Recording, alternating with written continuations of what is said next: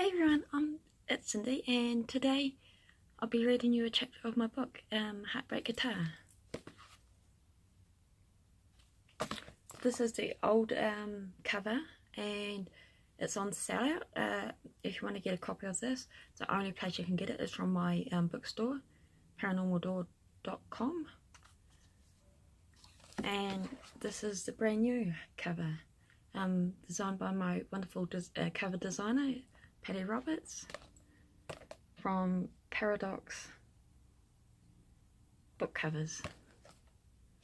So I think she's done a fantastic job. And I designed the interior.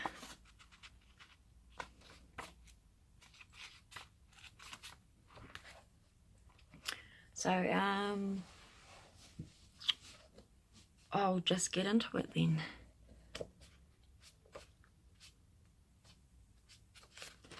Chapter 1. Tears dripped down her cheek and her heart ached. Zoe held the picture to her chest. She couldn't believe he was dead, her first love, her first friend, her first mentor. He had meant so much to her, yet he had been a part of her life for so little time. She could ask why Marcus? Why couldn't have been one of the others? She knew it was pointless to ask. Life was cruel and vicious at times. Now she would be going back to where it all began. At least she would be going back as more than she had been. She was a guitarist and backup vocalist with a recording contract behind her. Maybe she didn't have a band at the moment and was between engagements. Maybe her life still fitted into one car. So what? She had been on the road touring since she had left Kendra, her birthplace. She had toured all over the world with her band, and in one drunken night nearly a year ago, they were gone too. Some days she was grateful she'd had a stomach flu that had kept her in bed. Other days she asked herself why she wasn't 6 feet under. People wondered why her songs were so tragic. They would just need to take one look at her story and know why. But people didn't want to know the truth, did they? They would rather make up their own answers. Zoe had to look at the papers and gossip magazines to know this. Zoe just had to look at the papers and gossip magazines to know this. She looked back down at the picture she held in her arms and then back at the death notice on her computer screen. Most days she loved technology and being able to read her hometown newspaper online from anywhere in the world.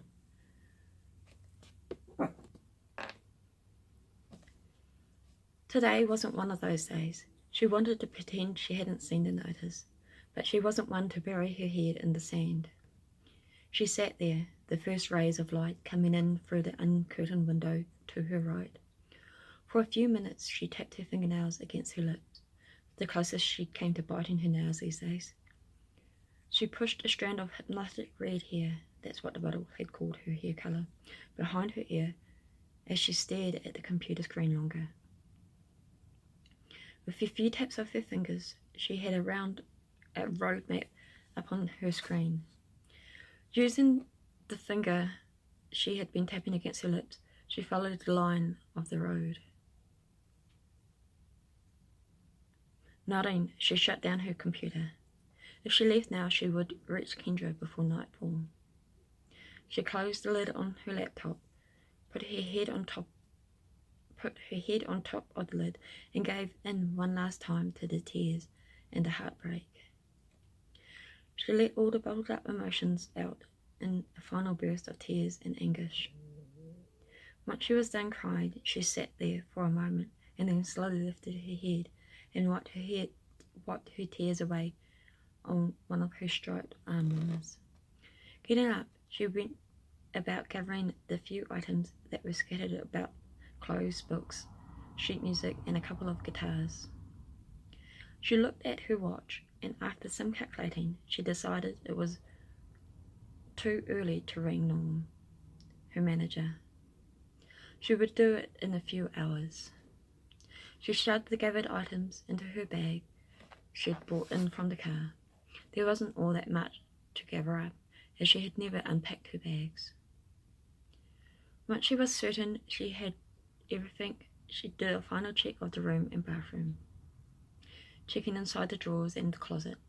Finally, she zipped up her bag and headed for the door with the guitar slung over her shoulders. After checking out of the hotel, she headed to her car, protecting her eyes from the bright sun with some wraparound blackout sunglasses. After unlocking and opening the door, she put her key in the ignition. She hit the button that opened the top of her sporty red convertible. Once the top was down, she buckled her guitars onto the back seat using the seat belts. She would hate for something to happen to them.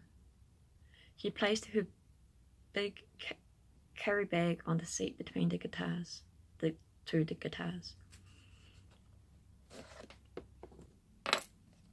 Climbing in, she tossed her mobile phone onto the seat beside her, along with her backpack that was the shape of a coffin. Turning on the car stereo, she selected one of her favourite rock bands, this one an all-male band. She didn't blast the music, but had it on just loud enough so she could hear it over the road sounds.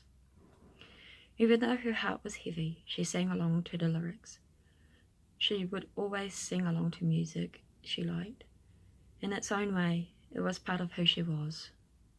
Generally, her music of choice was a reflection of how she felt at the moment. While she was singing, she let herself think about Marcus and how for 6 months of her life, he had been her everything. This was going back 10 years though. The fact that it had been 10 years made her wonder if it was a good idea to go back for his funeral. After a moment of thought, she decided she would make the choice whether she would go to the funeral or not once she was in Kendra, if she could handle going to the funeral. The sad thing was, she had nowhere else she desperately needed to be. No auditions, no photo shoots, and no gigs lined up. She wondered if Norm did that on purpose sometimes, so she didn't work herself to death.